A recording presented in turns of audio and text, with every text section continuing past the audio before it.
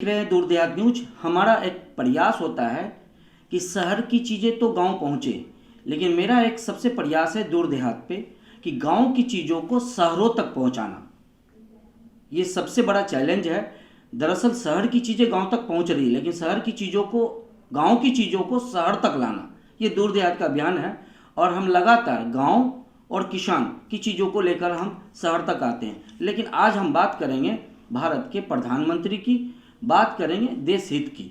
और हमारे साथ बीजेपी राज्यसभा सांसद साथ में हैं और उनसे सीधा बात करते हैं कि भारत के प्रधानमंत्री जिस ढंग से दूसरे टर्म में जीत कर आए हैं और जिस ढंग से एक एक करके देश हित की जितनी भी बातें हैं, जितनी भी योजना है, वो एक एक करके प्रैक्टिकल रूप में जमीन पर उतारते नजर आ रहे हैं। सर देखिए, मेरा मानना है कि देहात और शहर दोनों एक दूसरे के पूरक हैं। अगर देहात नहीं हो तो बहुत ऐसे चीज़ें जो देहात में मिलता है जो शहर में उपलब्ध कराया जाता है, बहुत सी चीज़ें शहर से जाकर देहात में उपलब्ध होता है। दोनों एक दूसरे के पूरक हैं, इसलिए दोनों की ज़रूरत है। और मेरी सरकार, खास करके भाई नरेंद्र मोदी जी का नेतृत्व में जब से सरकार बनी है, शहरीकरण का फोकस देहात में हो। जिस काम के लिए शहर में हम आते हैं, जी जी, अच्छा एजुकेशन के लिए, बिजली के लिए, रोड के लिए, कनेक्टिविटी, यातायात का, अगर हम देहात से डायरेक्ट हो जाते हैं तो फिर शहर और देहात में कोई खास अंतर नहीं है। मोदी जी का यही सोच है। इसी सोच के साथ गांव की भी सड़कें काफ़ी चौड़ीकरण हो रहा है। प्रखंड जिला से बहुत अच्छा रोड से जुड़ रहा है। जिला राजधानी, प्रदेश के राजधानी से, देश के राजधानी से जुड़ रहा है। और स्कूलिंग की व्यवस्था भी बहुत अच्छा हो रहा है। रोजगार की भी व्यवस्था, कुटीर उद्योग की भी व्यवस्था देहात में बहुत अच्छे ढंग से हो रहा है। तो कहीं ना कहीं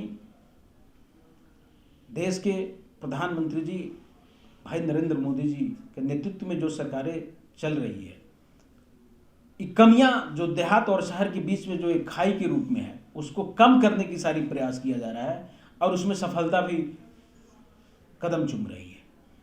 और बिहार में खास करके नीतीश कुमार जी का प्रयास काफ़ी सुंदर ढंग से रहा है। एनडीए गठबंधन की प्रयास काफ़ी सुंदर ढंग से रहा और उनका भी प्रयास सफल है। आपने देखा होगा कोविड में मोदी जी के जन्मदिन पर एक अभियान आया था कोविड को लेकर के। देश के सभी राज्यों में सबसे अव्वल दर्जे पर कोविड टीके के समय में आया। आज़ादी के बाद लड़कियों के लिए बिहार सबसे अच्छा राज्य माना गया।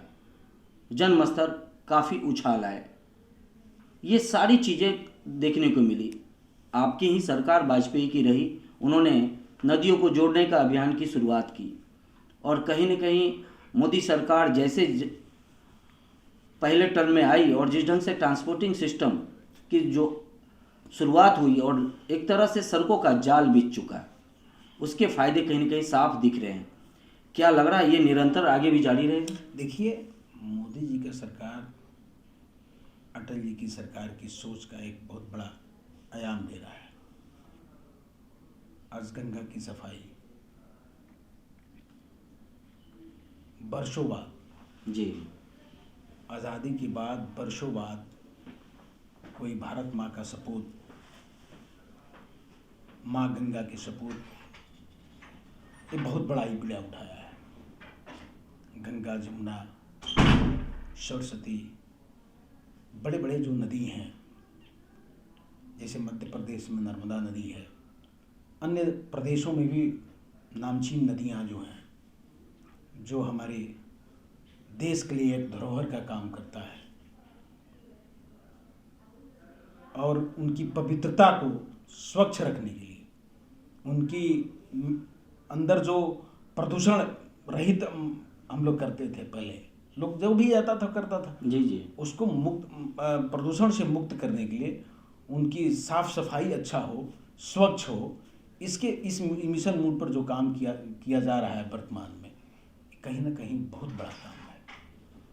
और जहाँ तक सड़क की बात आपने कहा है, तो शायद कोई ऐसा प्रदेश होगा जहाँ एनएच की सुविधा नहीं होगी, स्टेट हाईवे की सुविधा नहीं होगी।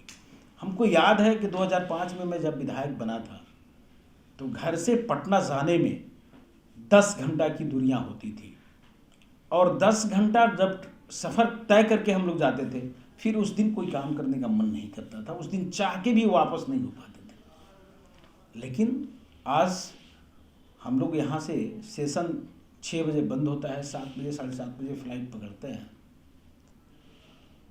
और पटना पहुँच के, और पटना से अपना गाड़ी लेकर डायरेक्ट 4 घंटा के अंदर में अपने क्षेत्र पहुँच जाते हैं। फिर 2 बजे तक काम करते हैं, या तो गोरखपुर नहीं तो फिर पटना आके फ्लाइट पकड़ लेते हैं रविवार के दिन। सुशासन की सरकार इसी को कहा जाता है, और भय नाम का शब्द हट गया है देश के अंदर। 2 इंजन की सरकार, डबल इंजन की सरकार बिहार में काम कर रहा है, पूरे देश में मोदी जी का इंजन का काम कर रहा है, इंजन सरकार भी काम कर रहा है। भय नाम का शब्द समाप्त हो गया है, वही बिहार है। 2005 के पहले अगर 4 बज गया शाम तो घर के महिलाएं चिंता में जकड़ जाती थी कि मेरा बच्चा कहाँ है, मेरा पति कहाँ है, मेरा बेटा कहाँ है, कब वापस आएगा, सुरक्षित आएगा कि नहीं आएगा, ये चिंता का विषय रहता था। लेकिन आज पटना उतरिए 2 बजे रात को और चंपारण जाना हो तो कहीं चिंता की ज़रूरत नहीं है। आप 12 बजे रात को स्टेशन पे उतरिए, घर जाने के लिए रिक्शा, ठेला, टेम्पो किसी से जा सकते हैं, जाने में कहीं दिक्कत नहीं है, किसी प्रकार की परेशानियां नहीं है। इसको कहते हैं सुशासन की सरकार, इसको कहते हैं पूरे देश के लिए मोदी का सरकार, बिहार के लिए और मोदी और नीतीश की सरकार। अपने क्षेत्र के लिए कुछ खास तरह की जो काम आपने किया जो लगता है कि वाकई में देश के लोगों को बताने की जरूरत है? देखिए, चंपारण सत्याग्रह की धरती रही है, चंपारण गांधी जी की कर्मभूमि रही है, चंपारण चाणक्य की धरती रही है, चंपारण लौह कुश की धरती रही है, चंपारण महर्षि वाल्मीकि की धरती रही है, चंपारण राजा नंद की धरती रही है। आज़ादी के बाद केवल कांग्रेसी लोग गांधी जी का टोपी बनाया, लेकिन चंपारण में जो करना चाहिए नहीं कर पाया। अगर आज कुछ चंपारण में दिख रहा है तो मोदी सरकार और नीतीश जी की सरकार में दिख रहा है, और उसी का नतीजा है कि चंपारण में, पश्चिमी चंपारण में सांसद बीजेपी के, एनडीए गठबंधन के, और विधायक अधिक सीटों पे आज एनडीए गठबंधन के जीते हुए हैं। सब विधायक, एमपी बहुत मजबूती से अपने क्षेत्र में काम करने में लगे हुए हैं। निकट भविष्य में चंपारण बहुत बेहतर रहेगा। एक प्रधानमंत्री के लिए लास्ट क्वेश्चन, प्रधानमंत्री जिस ढंग से दूसरे टर्म में भी जीत के आए और 370-35 से फिर राम मंदिर, और अभी यूपी में देख रहे होंगे कि पूरा भक्तिमय हो चुका है माहौल महादेव को लेकर, कैसे? देखिए, पूरे देश में हो गया है। अब केवल देश की बात मैं नहीं करता, मोदी जी अब देश के नेता नहीं रहे हैं, मोदी जी इस विश्व के नेता के रूप में उभरे हुए हैं। चाहे जिन लोगों के अंदर आस्था है, विश्व के किसी कोना में बैठे हुए हैं, महादेव के प्रति, भगवान राम के प्रति, भगवान कृष्ण के प्रति, माँ विंध्यवासिनी के प्रति, या जितने भी आपके धर्म स्थल हैं देश के किसी कोना में, उनके प्रति अगर आस्था है तो मोदी जी को साधुवाद वहीं विदेश से बैठ कर दे रहे हैं।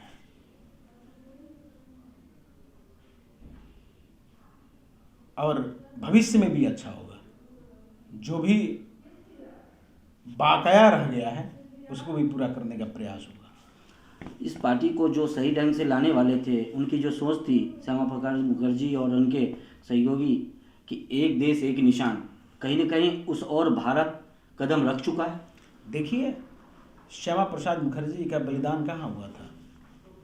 जम्मू कश्मीर के अंदर हुआ था। पंडित दीनदयाल उपाध्याय उनकी सोच थे, और दोनों आदमी की सोच का नतीजा आज उस पर अक्षरशः पालन करने का प्रयास किया जा रहा है। जिस सोच से भारतीय जनता पार्टी का निर्माण हुआ था, जनसंघ की स्थापना हुई थी, उस सोच को अक्षरशः धरातल पर उतारने का प्रयास किया जा रहा है, जिसका नतीजा है राम मंदिर। आप देख रहे हैं, बरसों से कोर्टों में लंबित था।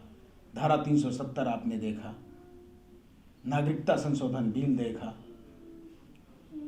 आज काशी देख रहे हैं आप, विंध्याचल भी जाके देखिए कितना अच्छा हुआ है, प्रयागराज कैसा हुआ है जाके देखिए, मथुरा भी भविष्य का एक बारी है, भविष्य में मथुरा भी बहुत अच्छा होगा। हम कुछ दिन पहले ही अभी कश्मीर जाके आए हैं और वहाँ वाकई में जिस ढंग से विकास की अगर बात करें तो जिस ढंग से स्ट्रक्चर खड़ा होना शुरू हुआ है, और वहाँ लाल चौक पे 24 घंटे आपको तिरंगा देखने को मिलेगा। ये बड़ा बदलाव हमने अपने आंखों से देख कर आया हूँ, और आज़ादी के बाद पहली बार मुझे वहाँ जाने को मौका मिला और जम्मू कश्मीर को बड़ा नज़दीक से जा कर के पाकिस्तान बॉर्डर तक गया, और मैंने लोगों को देखा कि लोग कह रहे हैं कि हमें रोज़गार चाहिए, और कहीं न कहीं जनता प्रधानमंत्री की तरफ देख रहे हैं। देखिए, जम्मू कश्मीर देश का सोना का चिड़िया कहा जाता था, आज है भी। तुष्टीकरण की राजनीति का नतीजा जम्मू कश्मीर आज कहीं न कहीं शिकार बन गया। लेकिन एनडीए का सरकार बना, मेरे भारतीय जनता पार्टी का एक जो मैनिफेस्टो होता है उसमें था, और बड़े फक्र के साथ हम कह सकते हैं इस देश में एक ही निशान चलेगा। और आज चंपारण के लोग भी जम्मू कश्मीर में जाके ज़मीन खरीद के रह सकते हैं और अपना बार व्यवसाय भी कर सकते हैं। तो ये कहीं ना कहीं बदलाव है। और भविष्य में जम्मू कश्मीर में जो सुविधाएं मिलना चाहिए निश्चित रूप से आम जनता को मिलेगा। कुछ क्षणिक लोग हैं जो अपनी स्वार्थ बस में वहाँ के लोगों को दिग्भ्रमित करके, वहाँ के नौजवानों को दिग्भ्रमित करके और गलत रास्ते पर भटकने के लिए मजबूर कर देते हैं। वैसे विचारधारा को दमन करने की ज़रूरत है, वैसे विचारधारा को अपने आप में बदलने की ज़रूरत है। तभी जम्मू कश्मीर में जो मोदी जी का सोच है, अमित शाह जी का सोच है, धरातल पर दिखेगा। एक लास्ट क्वेश्चन चंपारण के लिए आने वाले समय में आपको क्या लगता है कि ऐसी कोई प्रोजेक्ट लेके आएँ जो चंपारण के लोग बिहार में ना जाएं और देश और राज्य में तो छोड़ दीजिए? देखिए, चंपारण बेसिक कृषि पर आधारित है। ऐसे हम नहीं कर सकते हैं केवल कृषि पर आधारित है। पश्चिमी चंपारण ही एक ऐसा जगह है जहां 5 चीनी मिलें हैं और सुचारू रूप से चल रहे हैं। निकट भविष्य में भी अच्छे उद्योग लगे, कुटीर उद्योग तो बहुत लग रहे हैं। आज जाके देखिए, आत्मनिर्भर भारत के तहत चनपटिया में जो कोरोना काल लॉकडाउन में जो मजदूर कल तक बाहर जाके काम करते थे, एक मजदूर के रूप में आज वो एक अपना कंपनी बना के आज कंपनी के मालिक बने हुए हैं, स्टार्टअप जोन का। और बढ़िया ट्रैक सूट, कपड़ा, साड़ी का निर्माण हो रहा है और वहाँ से अब दूसरे देशों को देने का, दूसरे प्रदेशों को देने का काम किया जा रहा है। तो निकट भविष्य में ऐसा है कि चंपारण का मिट्टी जो है बहुत उपजाऊ है, वहाँ के लोग बहुत इनर्जेटिक हैं, खास करके बिहार के लोग बहुत इनर्जेटिक हैं। जाके देखिए, जितना यूपीएससी का रिजल्ट होता है, अच्छे रिजल्ट होता है, उसमें सबसे प्रतिशत ज़्यादा देखिएगा तो बिहार का ही लोगों का। युवा से क्या कहेंगे बिहार में रहने के लिए? बिहार में रहें, अपने राज्य को मजबूत करें, अपने राज्य में, अपने गृह क्षेत्र में रह के अपना हुनर दिखाएं, अपने लोगों को आगे बढ़ाने का काम करें, तभी बिहार बदलेगा। सरकार की योजना को प्रयोग करें और गांव में रहें। निश्चित रूप से सरकार की योजना, भारत सरकार भी स्टार्टअप जोन के तहत कुटीर उद्योग के लिए बिहार सरकार भी वचनबद्ध है और युवाओं को आगे बढ़ाने के लिए हर कदम में कदम मिलाकर चलने का प्रयास कर रहा है। हर कदम मिलाकर चल रही है एनडीए की सरकार बिहार में, और माननीय सांसद काफ़ी अनुभवी हैं और एक एक बातों को स्पष्ट रूप में रखा है। लगातार हम बने रहेंगे और सांसद जी से अगले मुलाकात में कुछ और जानकारी चंपारण से जुड़े हुए लेकर आएंगे। आप देख रहे थे दूर दराज न्यूज़ 2 न्यूज़ के लिए मैं रवि नीरज, दिल्ली से हमारे साथ माननीय सांसद।